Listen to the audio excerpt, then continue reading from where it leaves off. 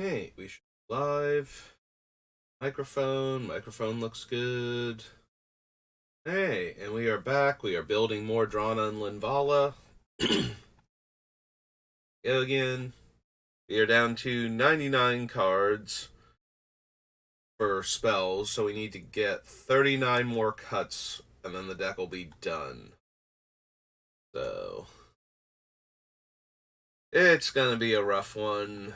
This one, like, the deck building for this one has been particularly, um, not intense, but there are so many cards that work in the deck and work towards what the deck is doing that don't have replacements already, that when we cut something, it's we are cutting out that entire thing out of what the deck can do now.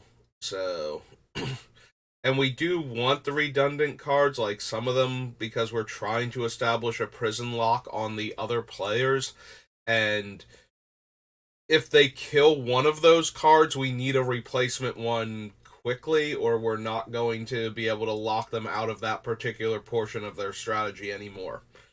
So that's where we are at.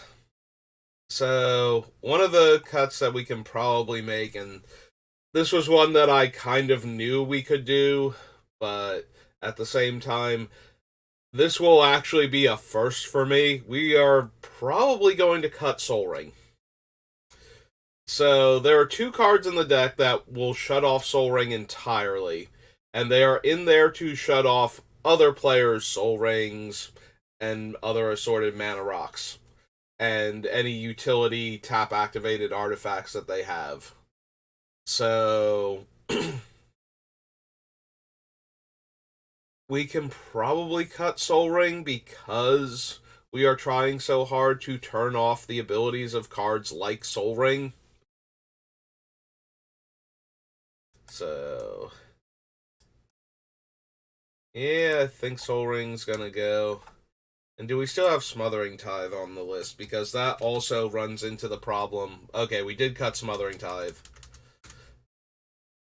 Because that also runs into the problem of it's making treasures, and the treasures have tap sacrifice them, so they have activated abilities that we cannot pay for in order to use them.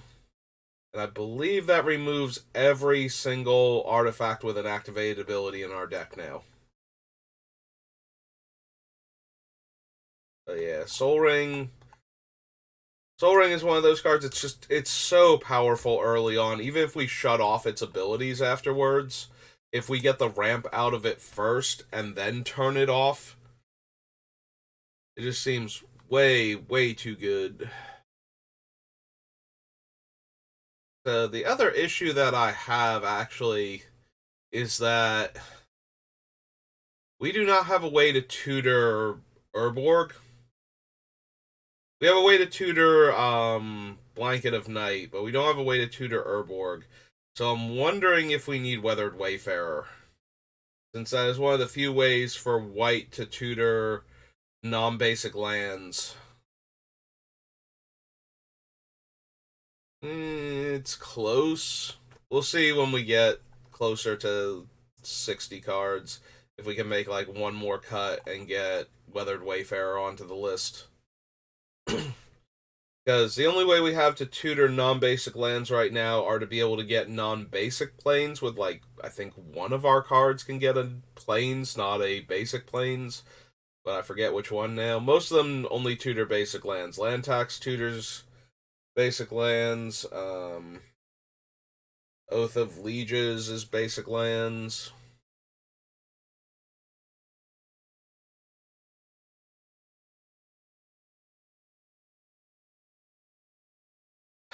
We still might be able to cut Planar Birth.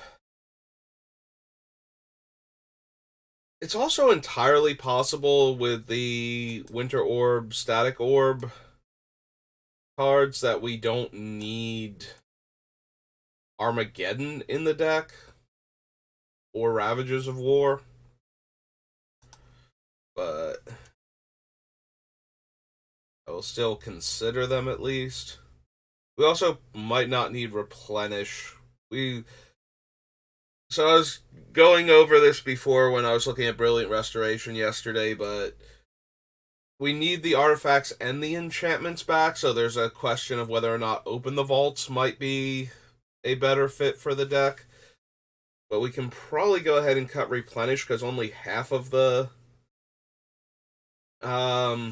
lockout cards are enchantments. The other half are artifacts with static abilities, so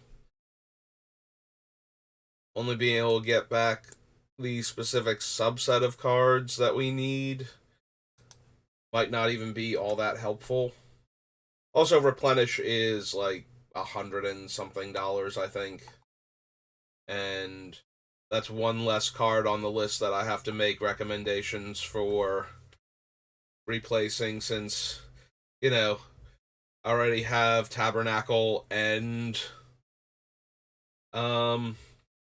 Chains of Mephistopheles on the list, and both of those cards, both of those cards can probably just go, and you can replace them with any of the other cards that I'm cutting that lock down their particular card. Well, there are no other anti-card draw cards, but we have enough anti-card draw in the Spirit of the Labyrinth and the Alms Collector that you can just cut Chains of Mephistopheles at that point. It's not the end of the world.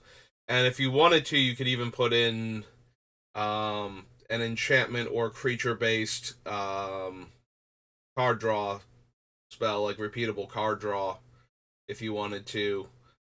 We do have the anti-life gain cards, but spending the 5 mana is still a bit much for that one from Mercadian Masks, where we can make the opponents lose life every time we draw a card instead of letting them gain life.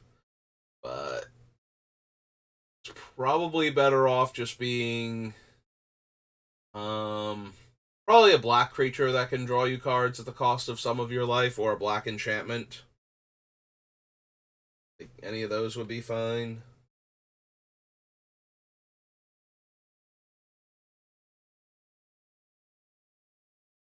In place of, if we cut Chains of Mephistopheles, so that way you can draw some extra cards.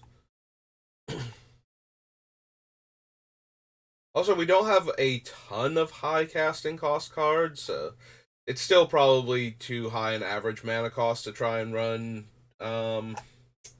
what's its name? Dark Confidant, but as I look at, 7 drops like Herald of Leshrac.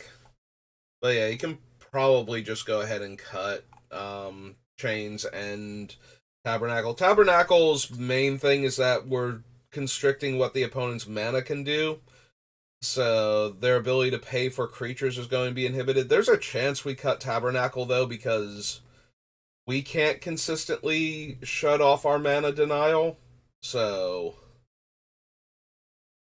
we might get into a position where we can't pay for our stuff either.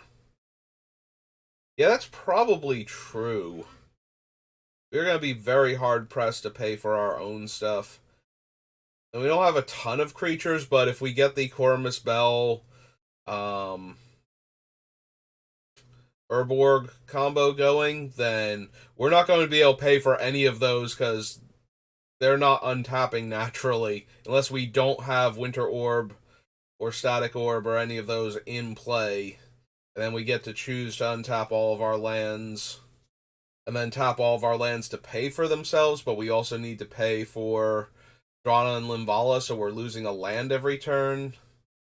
We can get into a position where we can keep that going with Crucible, but that seems highly unlikely.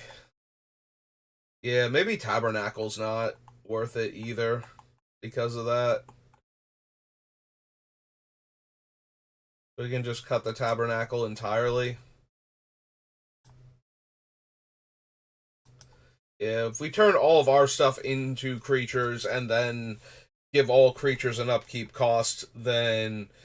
And we would also have to lose a second land each turn, or no, we wouldn't have to lose it, because under those circumstances, the Tabernacle would be a swamp and can pay for itself. I guess we could let everybody else's stuff die and then not pay for the Tabernacle. at that point and pay for everything else if we could, but it's still kind of rough.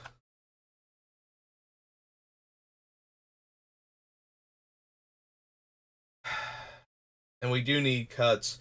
And that's basically the only time the Tabernacle is actually going to shut our opponents down. Although the Tabernacle does have the benefit if we have like a creature, like if we have Drana and Linvala or Hushwing Griff, like one of the anti comes into play effect cards or something. If we're only paying for like one creature anyway, the Tabernacle is fine. And then if we get the combo set up, we just choose to not pay for the Tabernacle. Although we might accidentally Armageddon ourselves too, but at that point nobody else is allowed to participate in this game, so maybe that's fine. It's like $1,000 card. We don't necessarily need to run Tabernacle. That's one less card. I have to make arguments for alternate options. In fact, I think we're down to just chains as far as insanely overpriced cards go. Like everything else is just like, yeah, if you don't have this one, just run like one of the other cheaper ones type of thing. Although I gotta be honest, I do not know how much Storage Matrix is or Academy Rector. They might be super expensive. If Academy Rector is, I think we already have Idyllic Tutor, but at that point you're looking at Enlightened Tutor, Idyllic Tutor, and just let the Academy Rector go for either another lockout piece or another removal spell or something. Because that's like literally the Academy Rector is just in here to tutor up one of your other prison enchantments. Um I guess at that point, since it's 4 mana, you could replace it with like if you have the Grim Tutor from whatever M set it got reprinted in, you can run that. That's not terrible. Because it's mostly in there just to tutor for another prison piece. Although, actually, we might be able to cut the Academy Rector. We don't have any ways to sacrifice her. That is true. I put her on the list because when she dies, you get the thing. But even if we don't have specifically the Hushbringer, which would shut off her ability when she dies, um, we still don't have a way to sacrifice her ourselves, especially if we get rid of Tabernacle, because that might be the only way we would have to get her off the table intentionally, because most of our other removal spells exile. So, yeah, Academy Rector might not actually be good here. Might just be a bad tutor. Yeah, for something like Rector, you normally have to have a way to kill her that you can get the benefit. And we're kind of not doing any of that, so. Alright, making headway. This is one of those things where you get the idea into your head what it's supposed to be doing in the deck, and then you put it on the list, and then you just keep glossing over it as you go through the list, and then one time you just look at it and go, wait a minute, this doesn't actually do what I want it to do. It kind of does, but it's not going to consistently if you really think about it. Yeah, we still have Idyllic Tutor on the list, so we're good as far as enchantment-based tutors go.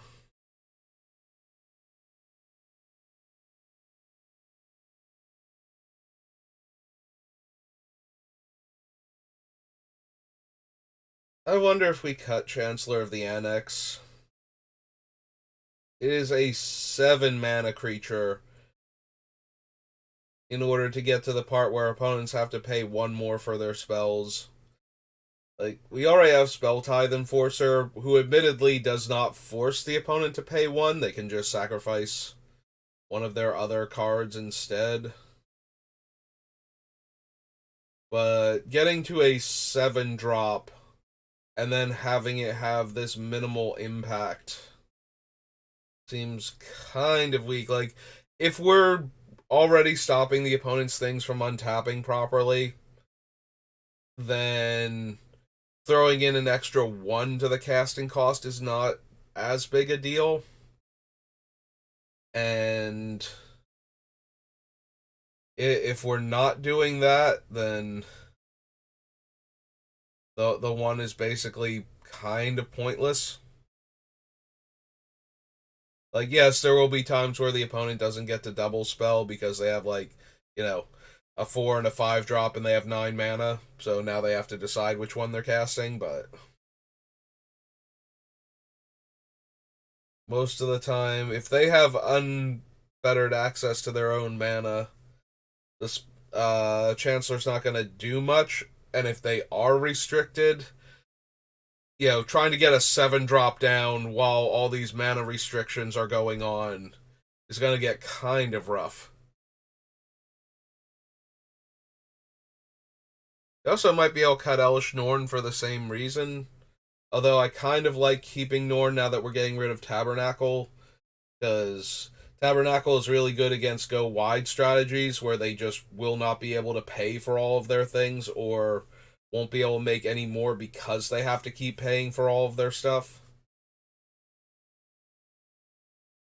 And then one turn we just cut off all of their mana and they lose all their creatures. So if we're not going to bother with that, we probably don't need Norn. I put her on the list again because she just makes it that much harder to keep things in play. Also, she is a giant vigilant creature we can keep attacking with. But yeah, we might not actually need her. Can probably cut the Chancellor and Elish Norn.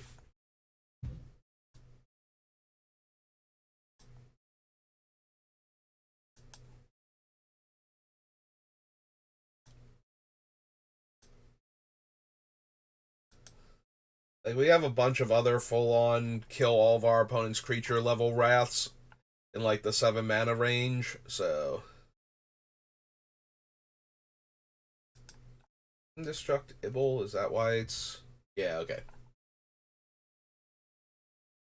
I'm like, indestructible's a real word. Why is it red underlined? But yeah, we can probably cut both of them. 5, 6. We're down to 92 now. Clear all of these off. Alright, let's. Those are all of our removal spells, but let's scroll down here to the other things and scroll up for a change. We want to keep Cosmic Intervention still. It works both against our opponent's wrath effects that kill all of our cool things, and as a way to get all of our land back if we Armageddon. So it's got double duty there.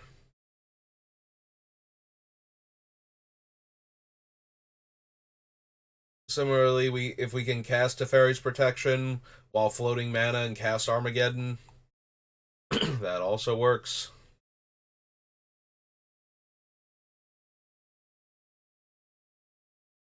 Priest. Also, without Norn, Darksteel Mutation now actually shuts down our opponent's thing, so. And without killing it and letting them get it back. You can actually turn off a commander or some similar recursive threat. Still kind of want to do the Sanctum Prelate thing. Still okay with the Archangel of Tithes. Grand Abolisher. Grand Abolisher is in the deck so we can cast the different restrictive pieces on our turn without having to worry about opponents counterspelling or destroying the things on our turn so that their things untap. Although that really only matters for the person immediately to our left. If we're doing normal clockwise rotations.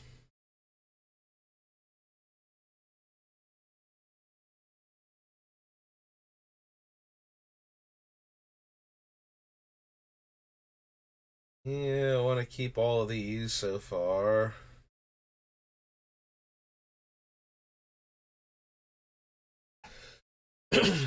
I guess we could cut the Wandering Archaic. Wandering Archaic is one of those cards where I'm always like, I kind of want it. The benefit to the Wandering Archaic in this deck is we're already taxing opponents' resources so hard that they might not be able to pay for the Archaic and just let us get a targeted removal spell off, on our own. If they have to kill one of our pieces in order to be able to function properly, we at least get to kill something else that might be interfering with our game plan. It's probably not worth it, though. We can probably cut the Wandering Archaic.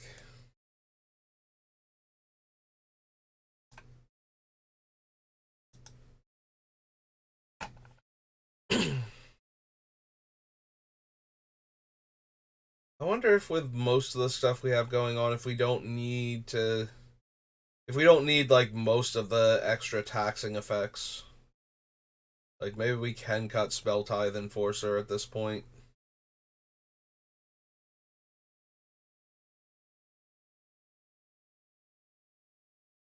We also might be able to cut the Restoration Specialist. It does get back an artifact and an enchantment relatively cheaply. That is not terrible, but at the same time, we are very crimped for room, and we have the Brilliant Restoration to handle that type of effect.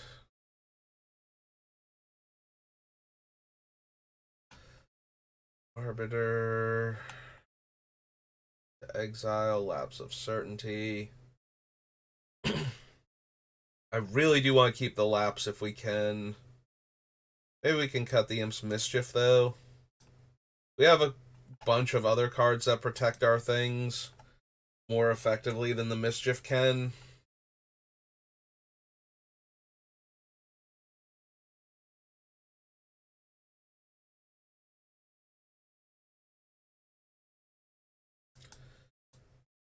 Yeah, the Spell Tithe isn't stopping them from casting their spells. And if their lands aren't untapping anyway, for a while, they can probably afford to just sack a land if they're that desperate to cast the spell. And if they're not that desperate, then making it cost one more isn't going to actually accomplish anything. Because we cut a bunch of the other things that make the opponents sacrifice their permanents and whatnot, so. But yeah, if you're trying to cast a 5-drop spell that you need to have resolve anyway in order to get back into this game, probably can just sack one of the lands, because if it doesn't work and Winter Orb, or Static Orb is still in play, you know, it's not going to matter that those lands aren't there.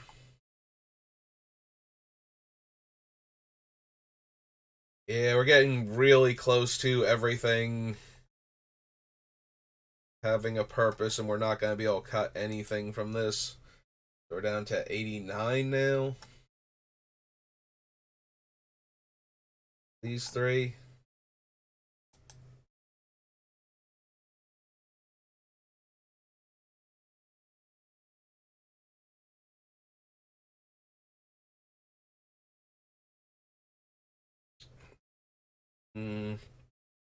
You only need 29 more cuts, but I think these are going to be the absolute hardest to figure out.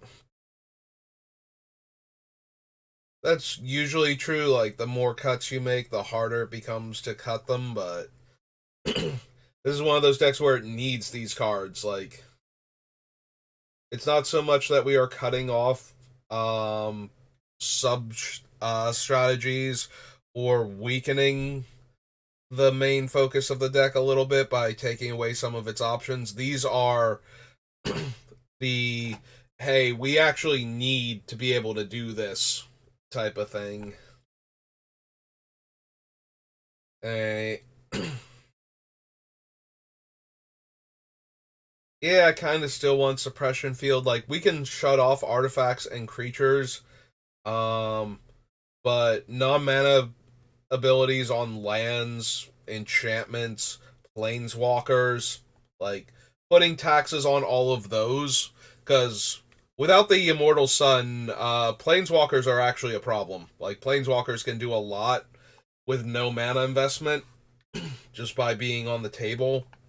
So, having a way to hinder them without it being specific to them, because there is the Eidolon that makes all Planeswalker activated abilities one more to activate, but that's not really a thing. Like, we have the Immortal Sun to shut off Planeswalkers entirely, so the suppression field making them cost 2 more to activate their abilities is probably good enough as a secondary way to do that.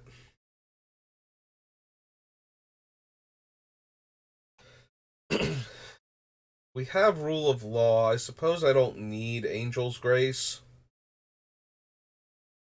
as the Rule of Law will shut down a lot of the combos that I don't like, where Angel's Grace will stop us from dying to them.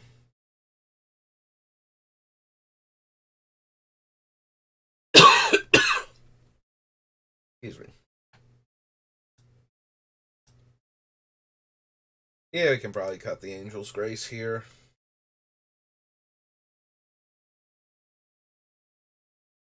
Tutor, Lapse of Certainty, Path to Exile, in an Arbiter, Torpor Orb, Stony Silence, Avacyn.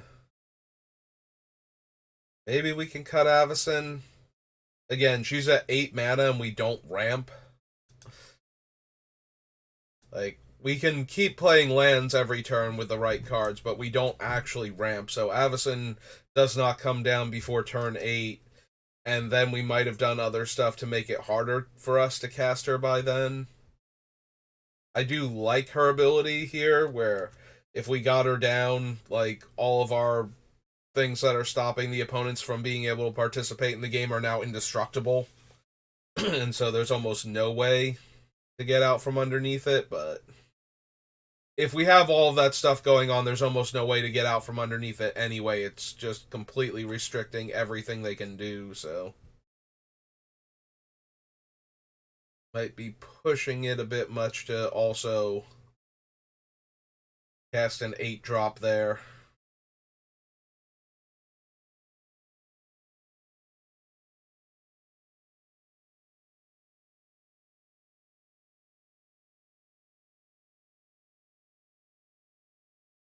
E-Spark might still be able to go. All of these.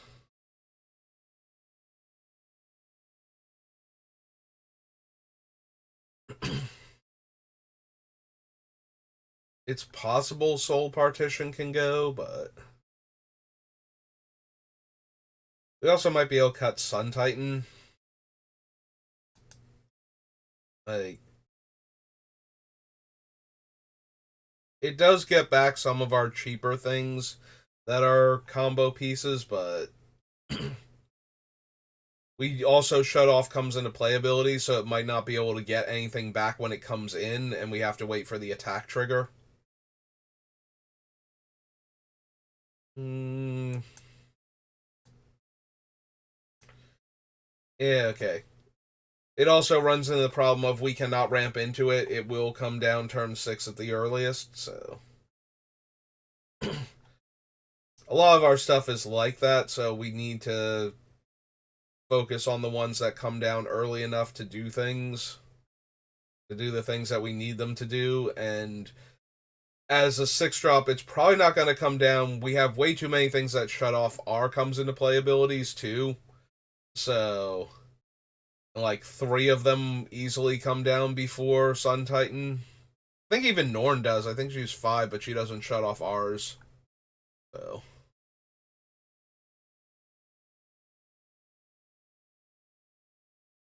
hey,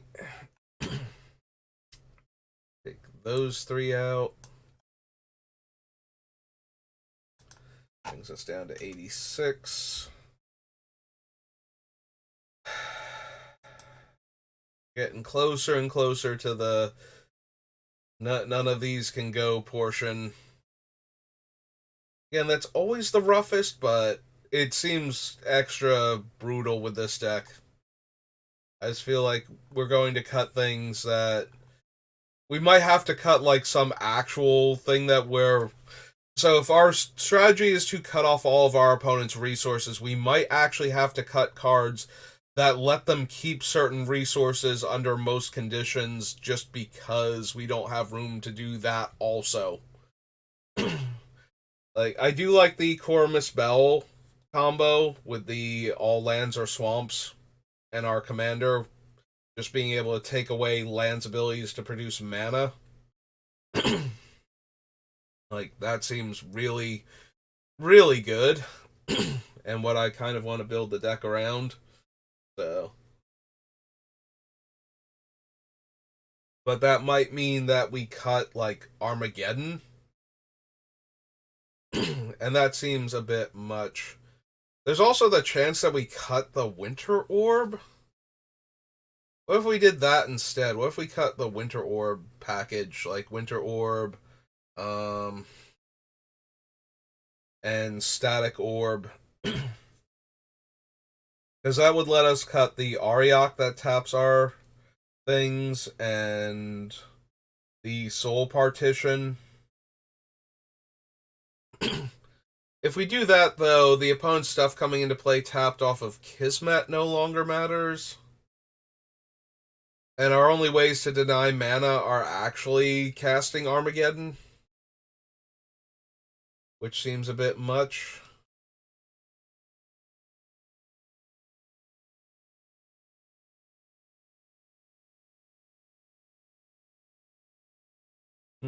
Also, Rule of Law will stop Armageddon. Like, if we cast Armageddon, we won't be able to cast any of the things that would get our lands back that turn, or any of the things that would protect our lands before casting Armageddon, so that's kind of a thing, but I assume if we're casting it under those circumstances, we're still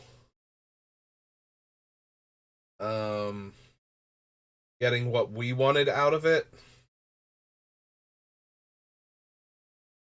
See, the problem is that if we take out the Winter Orb stuff, then that dramatically reduces the effectiveness of things like Ghostly Prison, Suppression Field.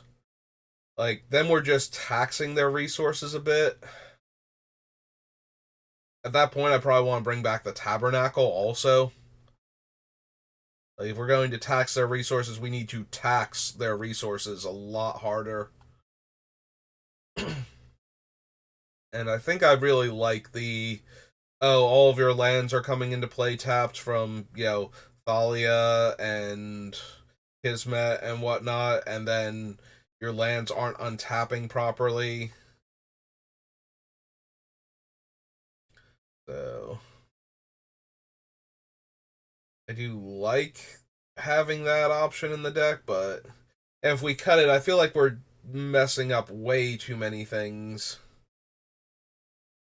Because then we have a whole bunch of cards that make opponent's stuff cost more mana, but we're not actually restricting their access to mana as much anymore. So all of the extra costs aren't actually impeding them from doing anything. Or they're only kind of slowing them down.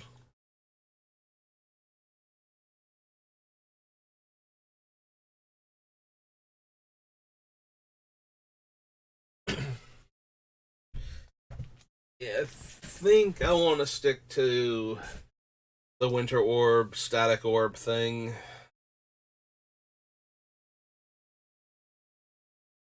I wonder if we don't need Storage Matrix, though. Because that one's not as effective at what we're trying to do. Like, you choose the one card type and you untap. And you can only untap those.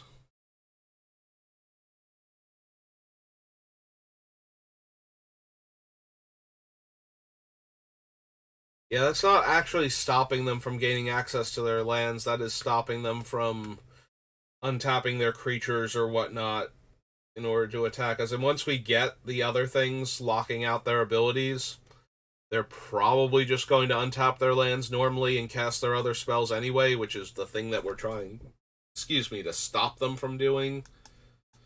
Yeah, we can probably cut the storage matrix.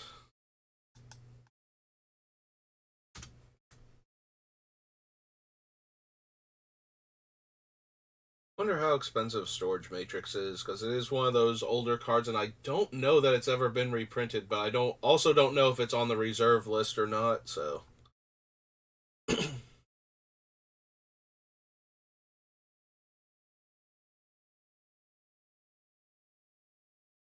Arbiter, Torpor Orb, Stony Silence,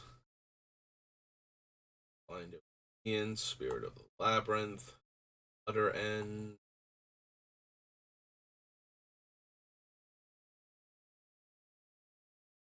Watching, Anguished Unmaking, Decked in Stone.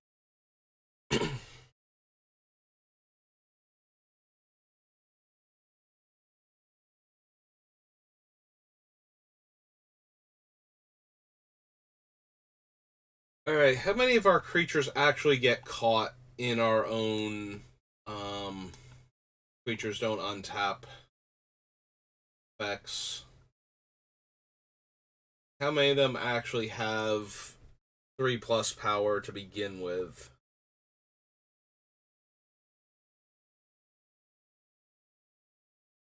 Windborn Muses 2, Transfixers 1, Herald of Leshrac only has 2 power, even Mind Sensors at 2 power. Our commander has Vigilance, so that's not going to be a thing. Leonin Arbiter is a 2/2. Spirit of the Labyrinth gets caught. Thalia Heretic Cathar gets caught by it. Restoration Specialist is fine. Twilight Prophet is fine. Hushbringer.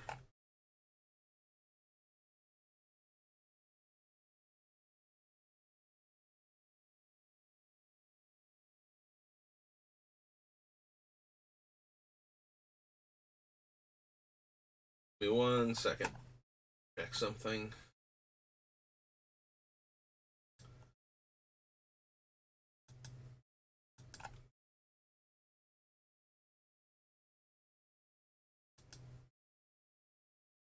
Yep, okay.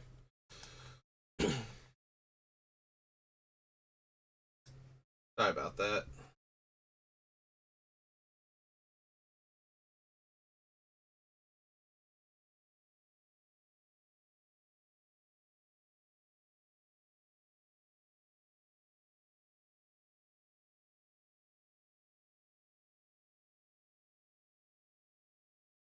Hey, no clue. Anyway, getting back to our list then. So we were on 2 things that don't untap. Archon's fine. Redain's fine. Lysa would not untap, so that's 3.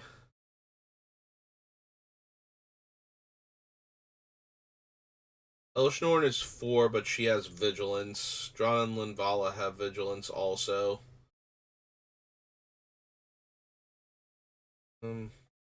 Archangel of Ties might be the biggest one because it has to attack in order for the opponents to not be able to pay the 1. So they can't block our stuff. Dothy Voidwalker. Opposition Agent, so we're up to 5 now. Alms Collector is 6.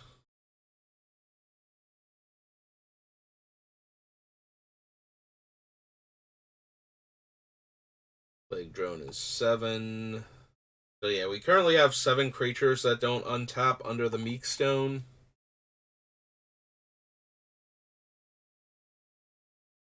For the Crackdown, did cut the Marble Titan.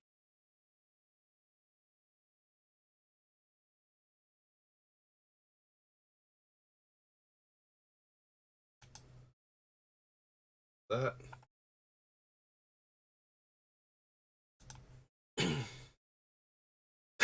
Alright, so we probably want to keep the always watching and or the drum bellower. So come up here, we go down to 85, we get rid of the storage matrix. Yeah, I was just curious how many creatures we have that don't actually untap once we get that thing going.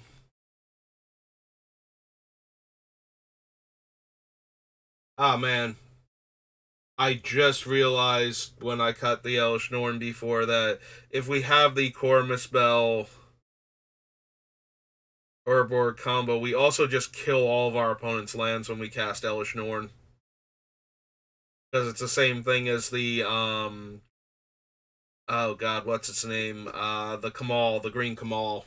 The first green Kamal, because now there are two of them from, like, the one from, Judgment, as opposed to Commander Legends. Or Onslaught. I think he's Onslaught.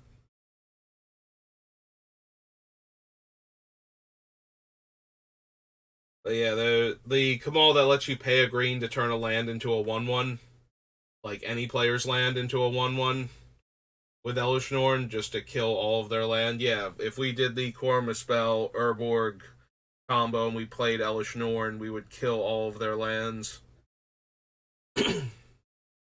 Even if they could possibly do something to get out from underneath the combo eventually. Although with what we have, they shouldn't be able to get out from underneath that to begin with. Like, we should actually have been able to turn off all of their mana sources. But in the very rare case where they have, I don't know, either their artifacts are still working, or they have an enchantment or a planeswalker or something that's adding mana, and they're able to cast a spell to get out from underneath it and unlock their lands again.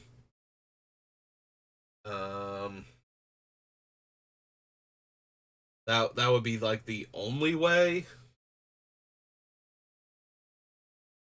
where we would want the Elish Norn, just because all of their lands would have exploded anyway, so them getting, you know, back out from underneath the combo doesn't do much if they have no lands to work with. And we might just be able to reestablish the combo in a turn or two anyway.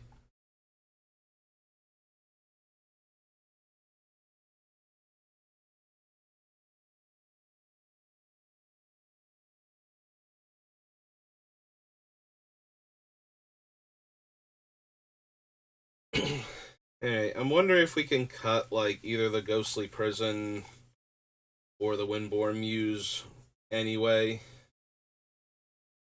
Like, I wound up cutting some of the other ones and then put Windborn Muse back on the list, but maybe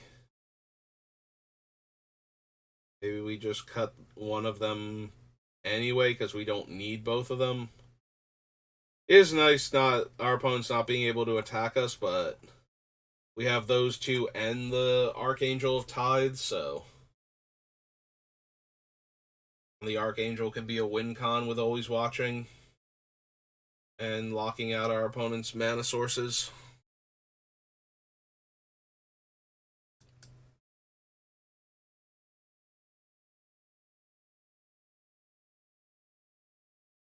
I guess the other option is, instead of doing the always watching, what we could do is just let the opponents have their big creatures function properly. The problem is it's Commander, and a lot of decks just have tons of big creatures, so if they have no comes into play abilities and they never untap, but maybe we don't need...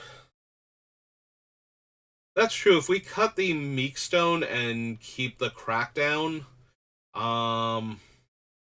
we have two non-white creatures, I think. It's the Plague Drone, and I think there was one other black creature specifically. It is cheap, though. Getting the Meekstone down is very easy. We might still wind up doing this, like, if we cut the Meekstone and we just leave the Crackdown in, then, like, most opponents won't get to untap their stuff. Their creatures coming into play tapped will be more relevant. Because otherwise we only need the ones that make lands come into play tapped to restrict what our opponents can do.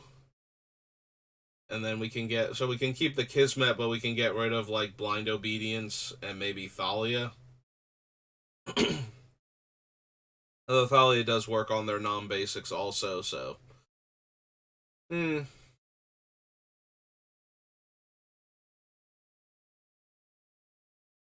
do want to keep it, but that is an option, because if we cut the Meekstone, we can cut the Always Watching, because then we have all of one creature in black, I think. Maybe two. I think there was two, but I can't remember. The one is the players can't gain life. I forget what the other mono black large creature we had was. Unless I'm thinking of Lysa, who is white-black and therefore would untap normally because it's non-white creatures, not creatures that are the other colors.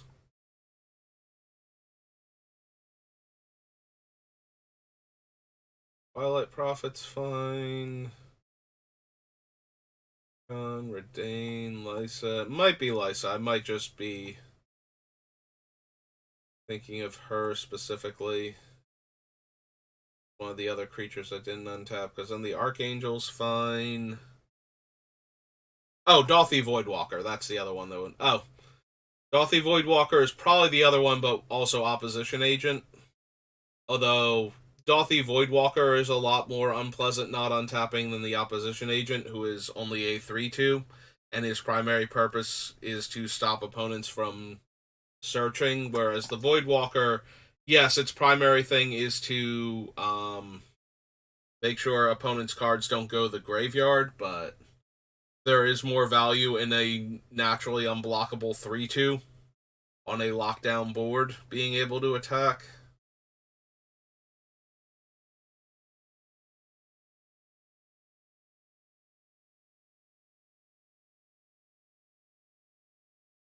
And of course the Plague Drone. So yeah, there's 3 mono black creatures that wouldn't untap at that point. It's something to consider, but I still don't think I want to do that.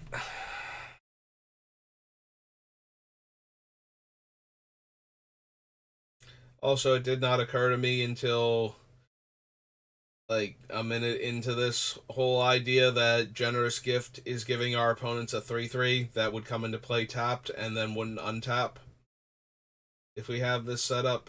So that's actually kind of neat that it kills their thing and functionally gives them nothing.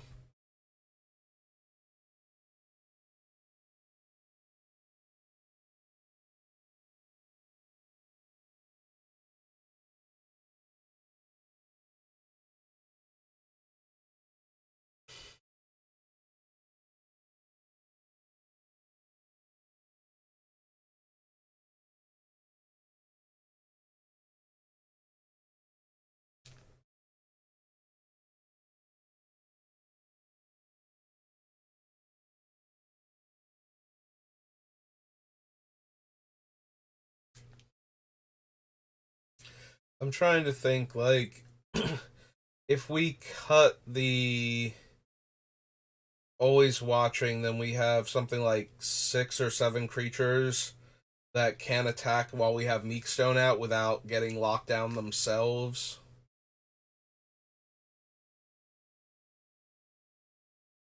But all of those creatures also have abilities that are locking opponents out of other things that they're trying to do, so it's not the end of the world, it's just it's awkward. Like the deck has an awkward component to it where it just might not be able to attack with most of its creatures anyway. I mean, eventually we're going to get to the point where all of the opponent's stuff stops working and it's just a matter of how do we want to kill them, not whether or not we can kill them, so.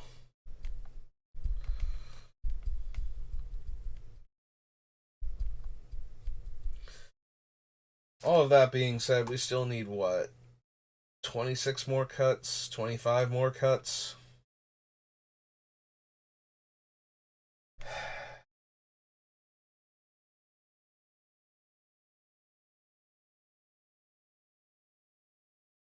We are definitely using some interesting cards here. The Cormus Bell or Cormus Bell. I always wanted there to be another U in there. And I think just in my head I had that other U way back in like 1994, 95 when I first saw the bell, and it's just like, oh, it's Cormus Bell, and it's actually Cormus Bell, and my brain is just like, no, it was Cormus Bell, and we're just gonna keep calling it that. It's kind of like how we have damping sphere and damping engine, and I keep wanting them to be dampening sphere, like it dampens things instead of damps them.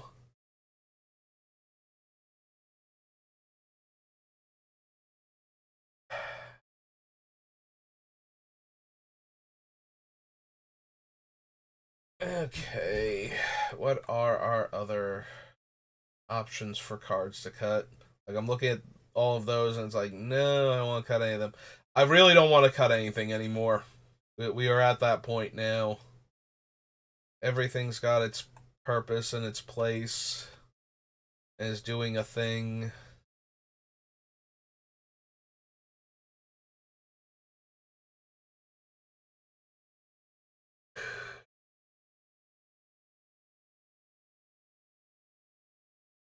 Oh man, are we gonna cut the Herald of Leshrac again because we already have two Armageddons and stealing our opponent's lands isn't.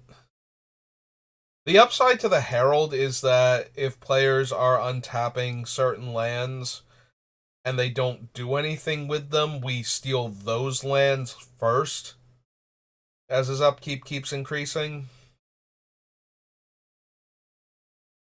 So that way it's taking away the lands that they're untapping first and foremost, and then I don't think he untaps them, right? There's no he gives them back and untaps them or anything like that. Like, what is his actual thing when he gives them back? Each player gains control of each land they own that you control. Okay. So when he finally dies, they will get all of their land back. He's also a 7-drop that we're trying to cast under a Winter Orb or something. Yeah, I keep wanting to find a space for Herald of Leshrac, and I keep trying to get this demon avatar thing into our. It's not actually a demon, it is an avatar. I keep trying to get this thing into one of my commander decks somewhere, and I don't think I have yet. Like, I think it's always near the end, and then it comes down to it's like, yeah, no. At the end of the day, this is a 7 mana 2/4 that is slowly stealing our opponent's lands, and that's just not going to be good enough. Sorry, Harold. I really want to get this thing into more decks because I do like the effect. I love the concept of just grabbing all of the opponent's lands, especially if you can sacrifice them for value. Like, give me Claws of Gix, Zoran Orb, the triple black enchantment from Weatherlight, whose name I always forget, that won't sacrifice tokens because it specifically has to be a card.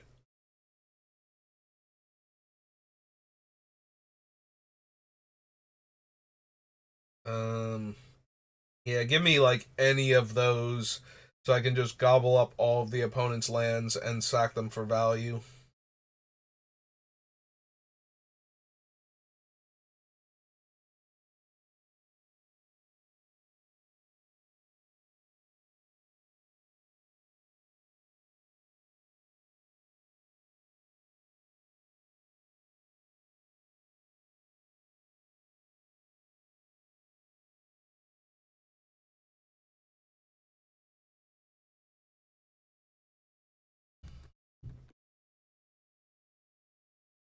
Hmm, not gonna be any of those cards. So staring at them while thinking isn't going to help. Um,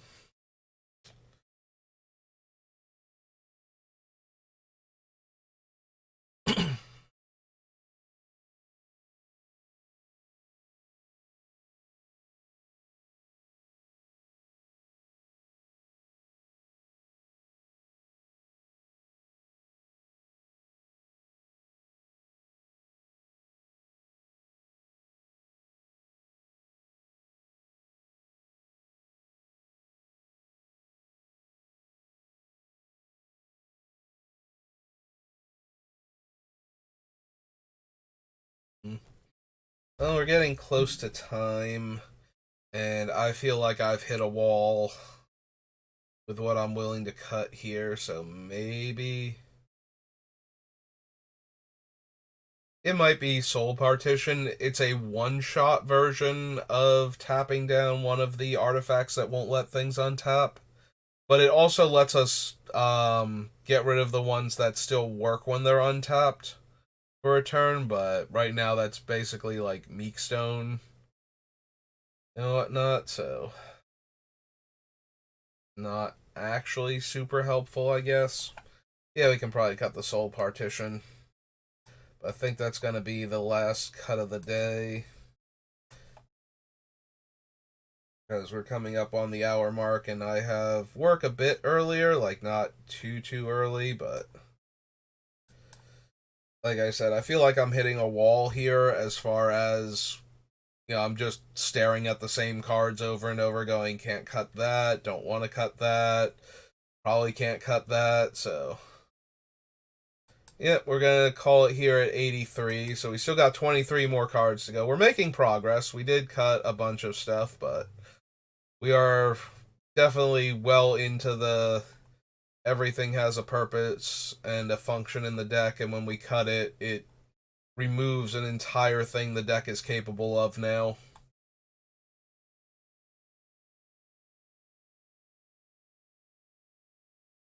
Hey, yep, that's going to do it for me for today. We'll come back probably tomorrow and keep working on it until we get it done, and then we will figure out who our next build around commander is. Maybe I'll go back and look at the Aftermath cards and see if there's one I want to try, or we might be doing like some weird meta concept, because I got a couple of those in my head for potential commander decks that I don't even know who the commander is going to be, or necessarily like what colors past like a certain point. Like definitely this color, and then it could be any of these other ones too.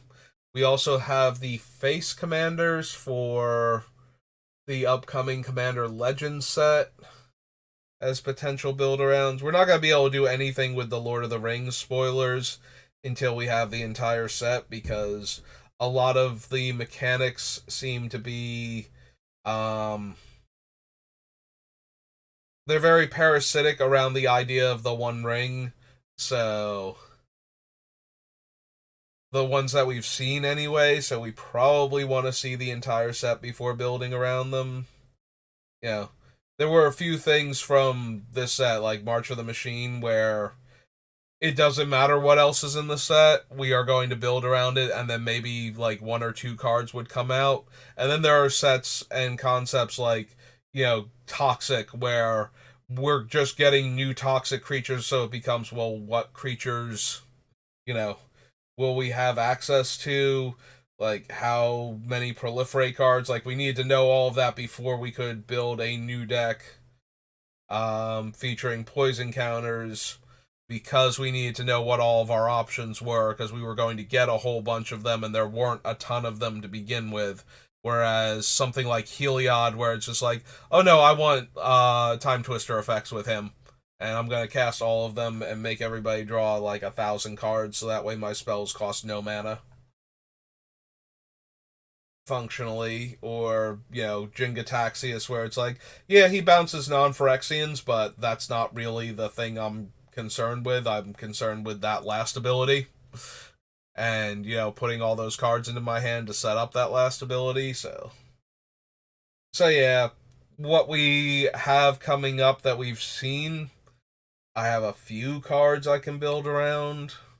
And Aftermath, I can look at all of the legends, which are mostly the planeswalkers who have lost their sparks, and see if there's anything I want to try there, because they do have some interesting ones, but we'll see. I'll figure out something. We still gotta finish Drana and Linvala first, which is definitely gonna take at least one more stream, probably two or three, to get these last 23 cards done, because this deck's gonna be really hard to build, I feel like.